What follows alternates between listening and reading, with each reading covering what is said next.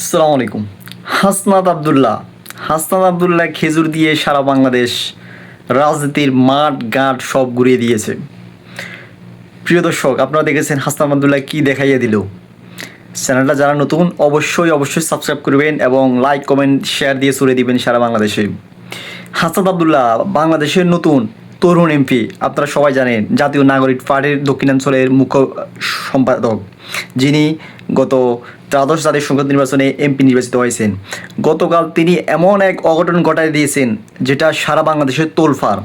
কী অঘটন ঘটায় দিয়েছেন শুনুন বিস্তারিত এবং বিশ্লেষণ সহ। কাল লাইভে এসে নিজের ফেসবুক পেজ থেকে হাসনাত আব্দুল্লাহ, যেটা এখন পর্যন্ত আমি ভিডিওটা করার আগ মুহূর্ত পর্যন্ত 26 মিলিয়ন লোকে তার শুধুমাত্র তার ফেসবুক পেজ থেকে দেখেছে, সে তার গত এক মাসে বিস্তারিত যাবতীয় সকল তথ্যাদি তুলে ধরেছেন সংসদ নির্বাচনের পরে, গত এক মাস এমপি হওয়ার পরে। যে সর্বপ্রথম যে কথাটা আলোড়ন ছড়েছে সেটা হচ্ছে খেজুর নিয়ে।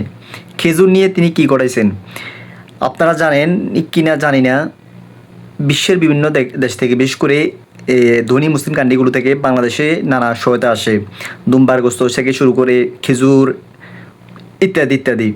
তার মধ্যে আমরা এতদিন জানতাম না যে রাষ্ট্রীয়ভাবে খেজুর আসতো বা রাষ্ট্রীয়ভাবে এটা বন্টন করতো। আমরা বলতে বাংলাদেশের হয়তো 90% মানুষে জানতো না, কিন্তু হাসনাত আব্দুল্লাহ দেখাই দিলেন কত কেজি তার সংসদীয় আসনে এসেছে এবং কত কেজি সুন্দরভাবে বন্টন করেছে। তাহলে বাকি 299 আসনের খেজুর কোথায় গিয়েছে? প্রত্যেক এমপি তো দরকার আছে এভাবে তার হিসাবগুলো দেওয়া প্রতি মাসের। তাহলে দেশটা কত পরিবর্তন হওয়ার জন্য 10 বছর 20 বছর লাগতো, স্বাধীনতা 53 বছর হয়তো লাগতো না। হাসনাত আব্দুল্লাহ যে নতুন ধারা রাজনীতি কালকে সূচনা করেছেন, সরকার দলীয় বিরোধী দলীয় সবাই প্রশংসার জোয়ারে তাকে ভাসিয়ে দিচ্ছে। আসলে এটা বাংলাদেশের রাজনীতি বর্তমানে অনেক এক ইতিবাচক দিক। তিনি শুধুমাত্র খেজুর না, তিনি গত এক মাস ধরে তার এলাকার উন্নয়ন চিত্র, কি কাজ দরকার আগে, কি কাজ দরকার পরে, কোনটা অগ্রাধিকার দিবে তিনি আগাদি, এবং কি কাজ বর্তমানে চলমান, তিনি বিস্তারিত যাবতীয় সব তুলে ধরেছেন।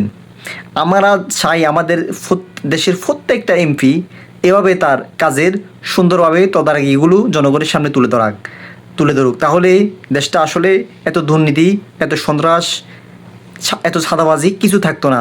তাহলে দেশের জনগণ স্বপ্নের আসলে সোনার বাংলা আমরা পেতাম। হাসনাত আব্দুল্লাহ আরও দেখিয়ে দিয়েছেন দেশপ্রেম এবং দায়িত্ব এবং জবাবদিহিতা কী জিনিস।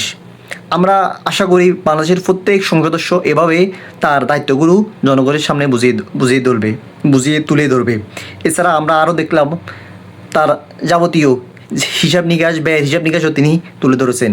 এটা আসলে নতুন ইতিবাচক রাজনীতি দ্বারা আমরা আশা করি তাদের সংসদ নির্বাচনের পরে নতুনভাবে দেশের মানুষজন সুন্দরভাবে তাদের অধিকারগুলো সম্পূর্ণভাবে বুঝে পাবে নতুন রাজনীতিতে।